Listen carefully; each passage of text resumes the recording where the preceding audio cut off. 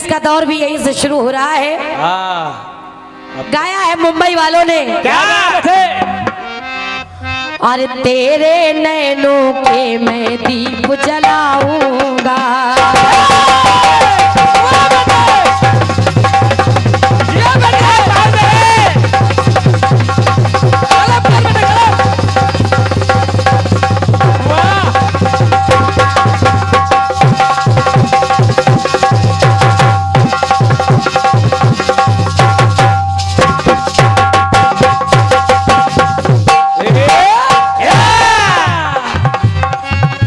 तो तेरे नैनों के मैं दीप जलाऊंगा और अपनी आंखों से दुनिया दिखलाऊंगा। तो वो क्या है, एक मंदिर है, उस मंदिर में एक मूरत है। तो ये मूरत कैसी होती है, तेरी सूरत जैसी होती है। तो ये क्या है, एक मंदिर है,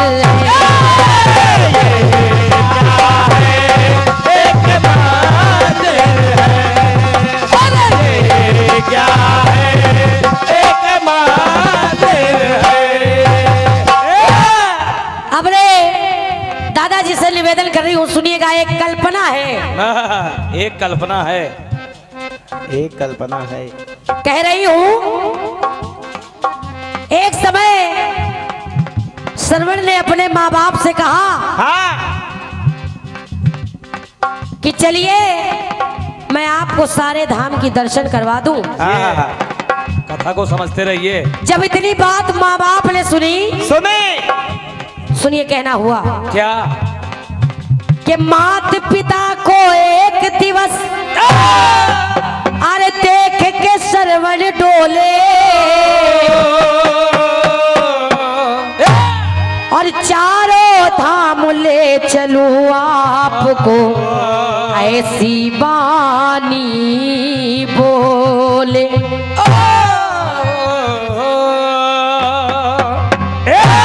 जब ये बात माँ बाप ने सुनी तो वो कह रहे हैं क्या कि हर्ष विषाद लिए मानस में, अरे बोले ऐसे बैल, और बेटा तू तो धन्य धन्य पर नहीं हमारे नैन।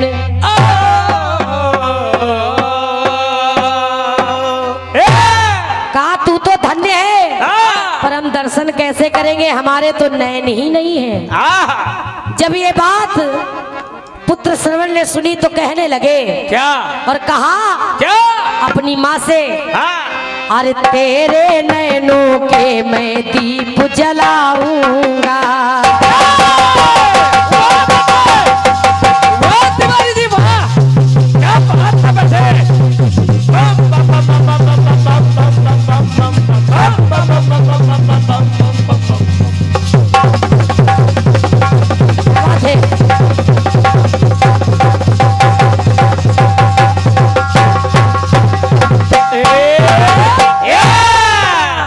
बड़े भैया अपने माँ बाप से कह रहे हैं, कहा सुनो माँ, सुनो माँ, अरे तेरे नैनों के मैं दीप जलाऊंगा और अरे अपनी आंख से सारे धाम दिखलाऊंगा। आप लोगों से मेरा निवेदन है, इस टुकड़े को बड़े गौर से सुनिएगा। पुत्र ने कहा, तुम हमें देखो गुड्डू भैया, इनको नहीं देखो। अपनी आंखों से सारे धाम दिखलाऊंगा। तो कहना है क्या,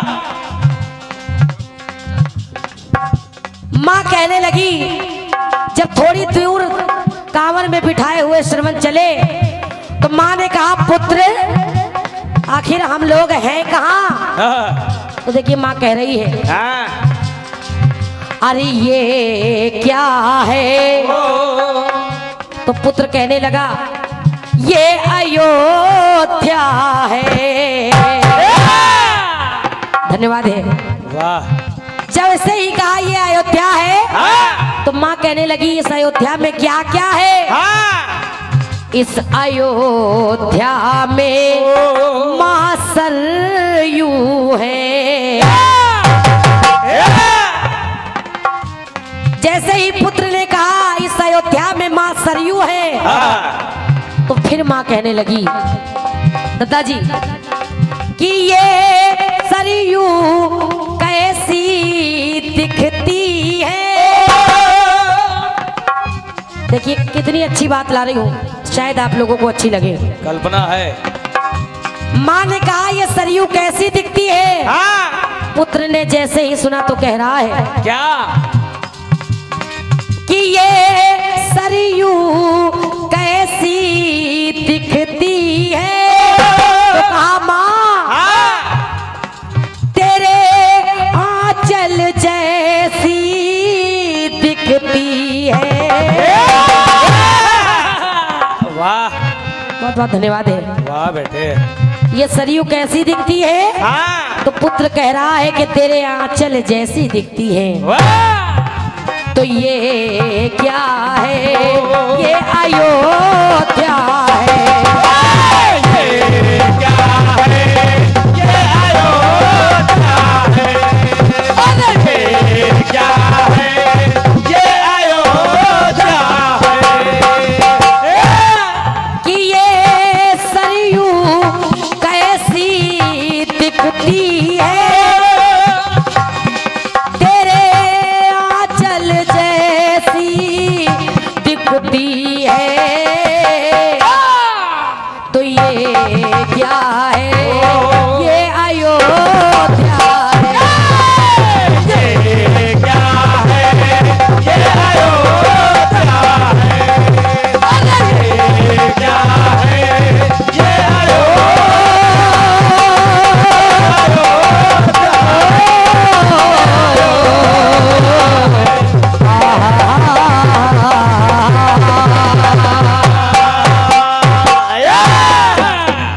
बोलिए सच्चे दरबार की जय।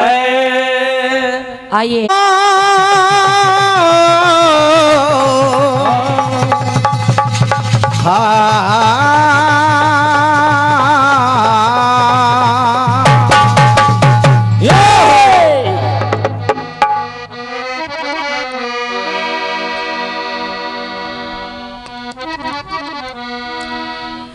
बड़ा सुंदर टुकड़ा आया है। आया भैया आया। अरे तेरे नैनों के मैं दीप जलाऊंगा।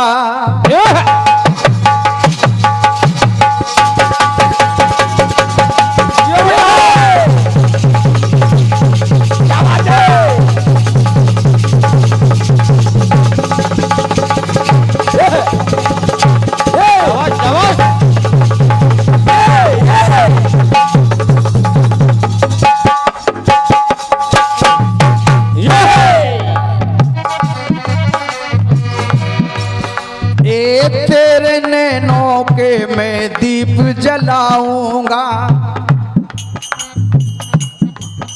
अपनी आंखों से दुनिया ये दिखलाऊंगा। क्योंकि ये क्या है? एक मंदिर है। मंदिर में एक मूरत है। ये मूरत कैसी होती है? वाह, ये मूरत कैसी होती है? तेरी सूरत जैसी होती है। और ये क्या है? एक मंदिर है। क्या है? एक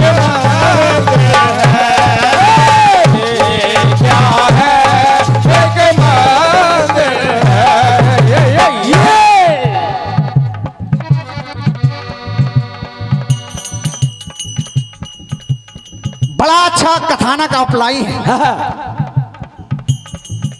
आपने भैया ने लिखा है, हृदय से धन्यवाद है आपके लिए, क्योंकि भाव बड़ा प्यारा है आपका। और क्या, जो अच्छा होता है अच्छा ही होता है।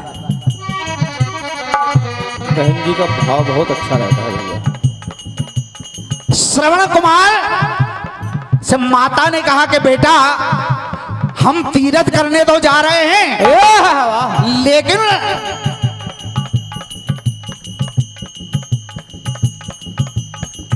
दर्शन करेंगे तो कैसे करेंगे, क्योंकि हमारे नेत्रों में ज्योति तो है ही नहीं।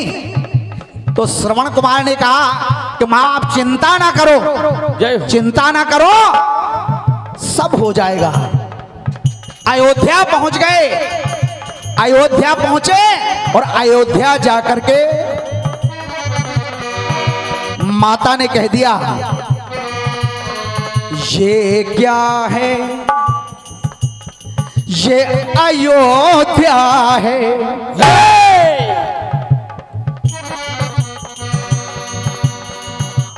इस अयोध्या में मां सरयू है,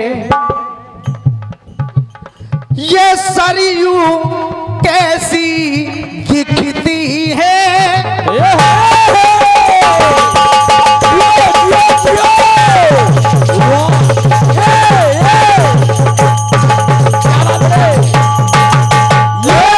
वाह बेटा वाह। ये सरयू कैसी दिखती है, तो जवाब मिला क्या, तेरे आंचलों जैसी दिखती है। अरे ये क्या है, ये अयोध्या है। बहन रोशनी जी, श्रवण कुमार चले जा रहे हैं माता पिता को तीर्थ कराने के लिए। एक जगह अचानक श्रवण कुमार ने अपने कांधे से कांवर को उतार कर नीचे रख दिया। जय हो। उतार कर नीचे रख दिया। उपस्थित हमारे विद्वान श्रोता देखिए, जवाब ला रहा हूं बहन, जवाब ला रहा हूं और आपके बिल्कुल कथानक से सटा हुआ। और क्या, तभी तो जवाब ही। श्रवण कुमार ने कांवर को उतार कर रख दिया और कहने लगे क्या, बहुत उठाया बोझ अब ना उठाऊंगा। क्या बात। बहुत उठाया अब ना बोझ उठाऊंगा, अब आगे लेकर कांवर ना जाऊंगा। माता पिता ने कहा बेटा क्या हुआ। अरे कहा हो गया, बहुत बोझ उठा लिया है, अब मेरे बस की बात नहीं। माता पिता ने कहा ठीक है बेटा, अरे इतने दूर तुम लेकर के आए, इतना बोझ उठाया है, तो हमारी थोड़ी सी बात और मान लो। कहा बताइए। कहा थोड़ी दूर और हमें कर दीजिए, इसके बाद जैसी तुम्हारी इच्छा हो वैसा करना। और क्या, जैसी तुम्हारी इच्छा हो वैसा करना। श्रवण कुमार ने कहा चलो ठीक है, थोड़ी दूर में क्या फर्क पड़ता है, क्या फर्क पड़ता है। कांवर को उठाया और चले, और थोड़ी दूर जाकर के अचानक ना जाने क्या हुआ, और श्रवण कुमार माता पिता के चरणों में गिर पड़े, रोने लगे, रोने लगे। माता पिता ने कहा बेटा उठो उठो, चिंता मत करो। तो श्रवण कुमार ने कहा हे माता पिता ये क्या है। तो माता पिता ने कहा ये घटना है, और इसको घटना को जाना घटना है। इसको तुम समझ नहीं पाए क्योंकि ये काम नहीं साधारण है।